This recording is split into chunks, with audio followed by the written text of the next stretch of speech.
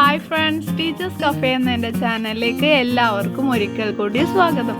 ഇന്നൊരു variety dish ആയിട്ടാണ് വന്നിട്ടുള്ളത്. ഡിഷിൻ്റെ പേര് ചിക്കൻ ചമ്മന്തി എന്നാണ്.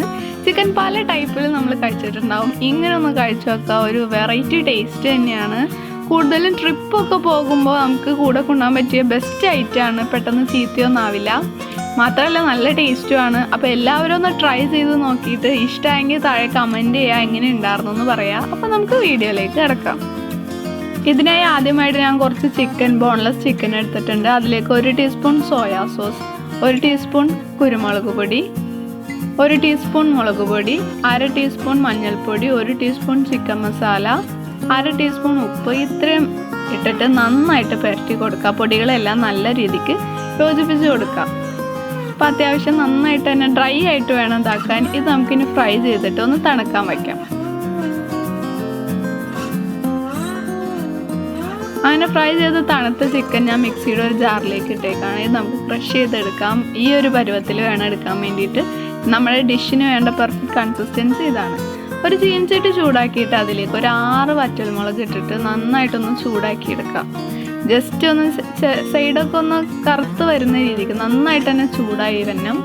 അപ്പോൾ നമ്മുടെ മുളക് റെഡി ആയിട്ടുണ്ട്, അത് മാറ്റി വയ്ക്കാം.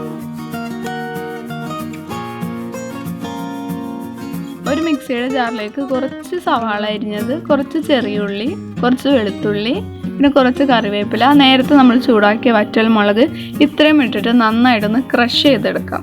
ഒരുപാട് പേസ്റ്റ് ഒന്നും ആക്കണം, ജസ്റ്റ് ഈ ഒരു പരുവത്തിൽ ക്രഷ് ചെയ്തെടുക്കാം. വേറൊരു ചീനച്ചട്ടി ചൂടാക്കി അതിൽ ഓയിൽ ഒഴിക്കാം. ഓയിൽ നന്നായിട്ട് ചൂടായി കഴിയുമ്പോൾ നമ്മളിപ്പോൾ ഈ മിക്സ് ചെയ്ത് വെച്ച, ഈ ക്രഷ് ചെയ്ത് വെച്ച ഈ ഒരു മിക്സ് അതിലേക്ക് ഇട്ടിട്ട് നന്നായിട്ട് മൂപ്പിച്ചെടുക്കാം. ഇതാണ് നമ്മുടെ ചിക്കൻ ചമ്മന്തിയുടെ മെയിൻ ആയിട്ടുള്ള ഒരു ഭാഗം എന്ന് പറയുന്നത്. ഇതിൻ്റെ ഒരു പ്രിപ്പറേഷനാണ്. ഇത് നന്നായിട്ടൊന്ന് മൂപ്പിച്ചെടുക്കാം.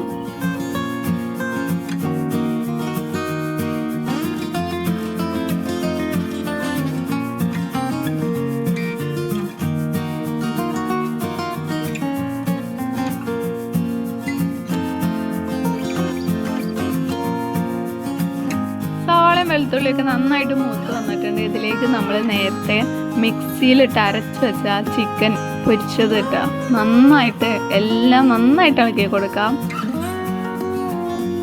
നല്ല മണമാണ് ഇങ്ങനെ പ്രിപ്പയർ ചെയ്യുമ്പോൾ. എല്ലാവരും ട്രൈ ചെയ്ത് നോക്കണം, നിങ്ങൾക്ക് എന്തായാലും ഇഷ്ടമാവും. നന്നായിട്ട് മിക്സ് ചെയ്തിട്ടുണ്ട്. അങ്ങനെ നമ്മുടെ ചിക്കൻ ചമ്മന്തി റെഡി ആയിട്ടുണ്ട്. ഇതാണ് ഫൈനൽ പ്രോഡക്റ്റ്. എല്ലാവർക്കും ഇത് പ്രിപ്പയർ ചെയ്ത് കൊടുത്ത് നിങ്ങൾ വീട്ടിലുള്ളവർ ഞെട്ടിക്കുക. നല്ല ടേസ്റ്റാണ്. Thank you.